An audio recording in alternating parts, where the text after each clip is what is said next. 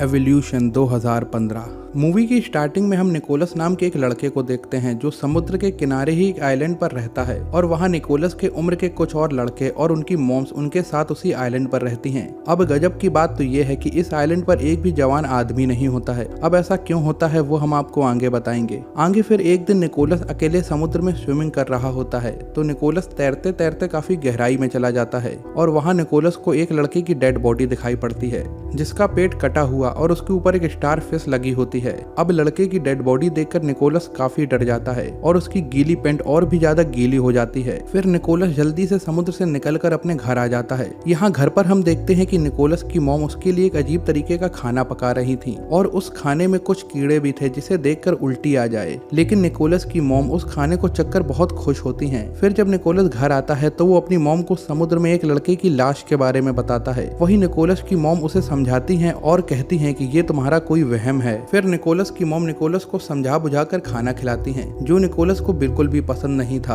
और जब निकोलस का रात का सोने का टाइम होता है तो उसकी मॉम उसे एक ब्लैक सिरप पिलाती हैं। और जब निकोलस अपनी मॉम से पूछता है कि मैं क्यों ये दवाई रोज पीता हूँ तो उसकी मॉम उसे बताती है कि इस उम्र में शरीर में काफी चेंजेस होते हैं और शरीर कमजोर पड़ता है। लेकिन इस ब्लैक सिरप में आखिर क्या है ये भी हम आपको आगे ही बताएंगे। फिर अगले सीन में हम देखते हैं कि निकोलस और उसके दोस्त जब समुद्र के किनारे चड्डी पहनकर खड़े होते हैं तो निकोलस की मॉम समुद्र से बाहर आती हैं और वो स्टार फिश को अपने हाथ में लिए होती हैं। वो निकोलस को समझाती हैं कि वहाँ कोई डेड बॉडी नहीं है, ये सब तुम्हारा वहम है और अब आगे से तुम वहाँ पर तैरने नहीं जाओगे। ये कहकर उसकी मॉम वहाँ से चली जाती हैं। फिर हम देखते हैं कि उस आइलैंड पर रहने वाले सभी बच्चे और उनकी मॉम समुद्र के किनारे नहा रही होती हैं। वहीं निकोलस अपनी मॉम के मना करने पर भी फिर से उसी जगह पर जाता है जहाँ उसने उस लड़के की डेड बॉडी को देखा था। तभी वहाँ निकोलस की मॉम आ जाती हैं और वो उसको वहाँ जाने से रोकती हैं और जल्दबाजी में निकोलस के हाथ में एक पत्थर से लगने से उसे चोट लग जाती है। फिर उसकी माँ उसको बाहर लाती हैं और हॉस्पिटल में एक स्टेला नाम की नर्स निकोलस के हाथ में टांके लगाती है। आगे अगले सीन में हम देखते हैं कि जब रात को निकोलस और सारे बच्चे सो रहे होते हैं तो निकोलस की मॉम समुद्र से उस बच्चे की डेड बॉडी को निकाल कर लाती हैं और अब पूरे आइलैंड की औरतें उस बच्चे को घेर कर खड़ी हो जाती हैं।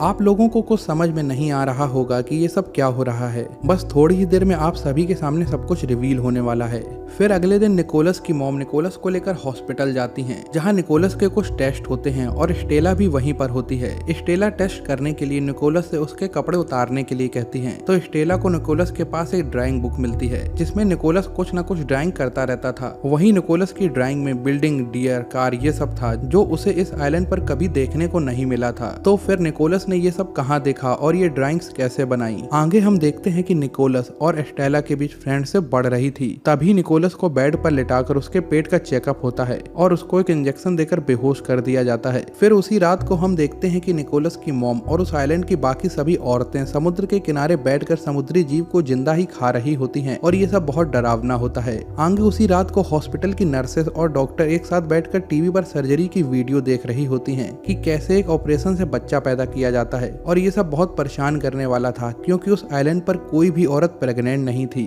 फिर अगले दिन जब निकोलस को होश आता है तो वो अपने आप को जनरल वार्ड में पाता है और उसके साथ कई और बच्चे होते हैं। वहीं हैरानी की बात तो ये थी कि सभी बच्चों के पेट पर पट्टी बंधी होती है और निकोलस को ये सब ठीक नहीं लग रहा था और वो चुपके से एक नर्स का पीछा करने लगता है। तभी निकोलस की मॉम उसे पकड़ लेती हैं और उसे अपने साथ घर ले जाती हैं। फिर हम देखते हैं कि निकोलस जब अपनी मॉम के साथ घर पहुंचता है तो उसकी मॉम उसे फिर से वही बोरिंग खाना और दवाई पिलाती हैं। अब निकोलस को कुछ भी ठीक नहीं लग रहा था। तभी हम देखते हैं कि रात में निकोलस की मॉम हाथ में लालटेन लिए घर से बाहर निकलती हैं और निकोलस अपनी मॉम को जाते हुए देख लेता है और वो उठकर अपने फ्रेंड विक्टर को जगाता है और उसे भी अपने साथ अपनी मॉम और बाकी औरतों का पीछा करने के लिए कहता है। फिर निकोलस और विक्टर औरतों का पीछा कर रहे होते हैं। तभी आधे रास्ते में विक्टर डर जाता है और वो निकोलस का साथ छोड़कर अपने घर वापस चला जाता है। लेकिन निकोलस को सच्चाई पता करनी थी और निकोलस समुद्र के किनारे जाकर देखता है कि उसकी मॉम और बाकी औरतें बिना कपड़ों के रेत पर लेटी हैं जिसे वो अपने शरीर पर रगड़ रही हैं और एक दूसरे से अजीब तरीके से चिपक रही होती हैं। अब ये देखकर निकोलस भी डर जाता है और वो भागकर घर आता है। फिर अब हम देखते हैं कि निकोलस अपने घर वापस आकर सोने का नाटक करता है। तभी उसको दरवाजा बंद होने की आवाज सुनाई देती है और वो समझ जाता है कि उसकी मॉम अब घर आ चुकी हैं। फिर निकोलस को बाथरूम में पानी की आवाज आती है और जब निकोलस नीचे जाकर देखता है तो उसकी मॉम नहा रही होती हैं और उनके पीठ पर बड़े बड़े पिंपल्स टाइप का कुछ होता है। निकोलस चुपके से अपनी मॉम को देख रहा होता है, लेकिन उसकी मॉम ये सब नोटिस कर लेती हैं, पर वो निकोलस से कुछ भी कहती नहीं है। फिर अगले दिन निकोलस का हॉस्पिटल में अल्ट्रासाउंड होता है, जिसमें पता चलता है कि उसके पेट के अंदर कोई जीव पल रहा है और ये देखकर निकोलस की मॉम बहुत खुश होती हैं और वो निकोलस को स्टेला के पास भेजती हैं। तभी स्टेला निकोलस को जनरल वार्ड में सभी बच्चों के साथ लिटा देती है। वहीं हम देखते हैं कि विक्टर के पेट से 3 जीव निकलते हैं और विक्टर मर जाता है।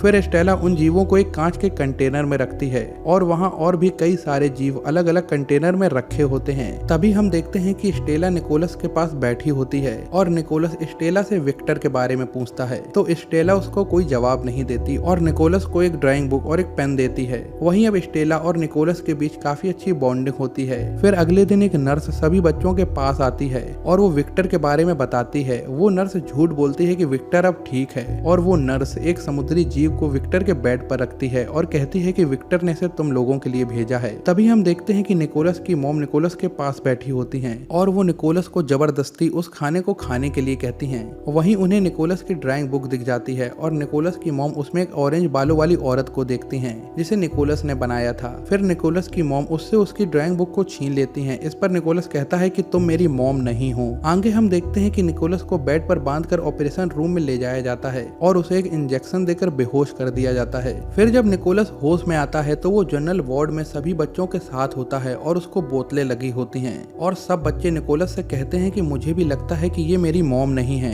वहीं हम देखते हैं कि रात को सभी नर्स और डॉक्टर बैठकर फिर से ऑपरेशन वाली वीडियो चलाते हैं जिसमें बच्चों की डिलीवरी सिजेरियन से की जा रही थी। फिर अगले दिन स्टेला निकोलस को अपने साथ ले जाती है और उसे उसकी ड्राइंग की हुई ऑरेंज बालों वाली औरत की ड्राइंग और उसकी ड्राइंग बुक उसे दे देती है। तभी निकोलस का अल्ट्रासाउंड किया जाता है और फिर कुछ देर बाद स्टेला निकोलस के पास आकर बैठती है और उसे एक फाइल दिखाती है जिनमें उन औरतों की फोटो होती है जिनके पीठ पर बड़े बड़े पिंपल्स टाइप का कुछ होता है। फिर स्टेला निकोलस को अपने साथ समुद्र के किनारे ले जाती है और उसे अपनी पीठ पर भी वही पिंपल्स दिखाती है। स्टेला निकोलस के साथ समुद्र की गहराई में जाती है, लेकिन यहाँ निकोलस को सांस लेने में तकलीफ होती है, पर स्टेला अपनी पीठ पर उन पिंपल्स की वजह से सांस लेती रहती है और निकोलस बेहोश हो जाता है। फिर स्टेला निकोलस को बाहर निकालती है और सीपीआर की मदद से उसको होश में लाती है। आगे निकोलस रात को हॉस्पिटल में एक नर्स के पीछे पीछे कमरे में जाता है तो वहाँ एक लड़का बेड पर लेटा हुआ होता है। निकोलस उस लड़के के पास जाता है तो वो लड़का निकोलस से अपने पेट पर हाथ फेरने के लिए कहता है और निकोलस जब उसके पेट पर हाथ फेरता है तो उसे कुछ महसूस होता है और वो लड़का खून की उल्टियां करने लगता है। अब ये सब देखकर निकोलस डर कर वहाँ से भाग जाता है और वो किसी और के रूम में घुस जाता है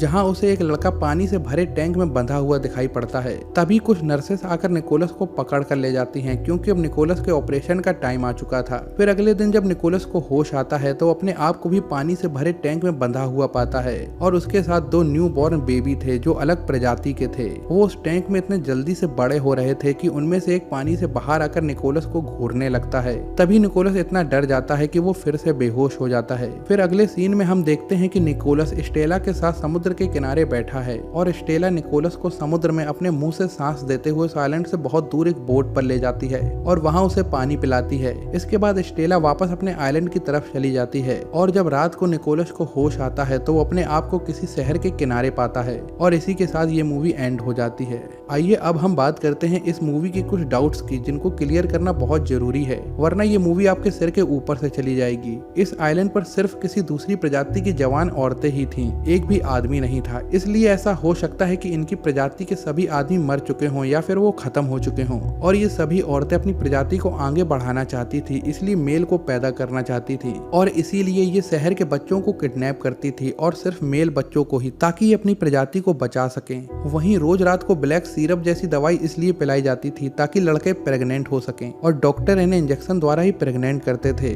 वहीं हमने इन प्रजातियों की औरतों को समुद्री जीवों को खाते हुए देखा था। इसका मतलब ये हो सकता है कि ये औरतें समुद्र में ही रहती थीं, इसीलिए ये अपने पीठ पर उन पिंपल्स की वजह से समुद्र के अंदर भी सांस ले पा रही थीं और इनको समुद्री जीवों को खाने की आदत थी, तभी उनको बिना पकाए ही खा जाती थीं। वहीं ये लोग इंसानों की तरह रहना सीख रही थी, इसलिए ऑपरेशन वाली वीडियो को देखकर ही ऑपरेशन करती थी, क्योंकि अगर ऑपरेशन में कुछ गड़बड़ी होती थी तो उन बच्चों की तो जान चली जाती थी। इसलिए विक्टर की भी मौत हुई थी और फिर इनकी प्रजाति के बच्चों को कंटेनर में रखना पड़ता था, क्योंकि वो सिर्फ पानी के अंदर ही तेजी से बढ़ पाते थे। इसीलिए निकोलस के पेट से जो जीव निकले थे उनका ऑपरेशन ठीक से हुआ था, इसीलिए वो जीव इतने बड़े थे और वो निकोलस के साथ ही एक पानी के टैंक में थे, जिससे वो और भी जल्दी बड़े हो रहे थे। और लास्ट में क्योंकि स्टेला और निकोलस के बीच बॉन्डिंग काफी अच्छी थी, इसीलिए स्टेला निकोलस को उसके अपनों के पास छोड़ आई थी। Good bye.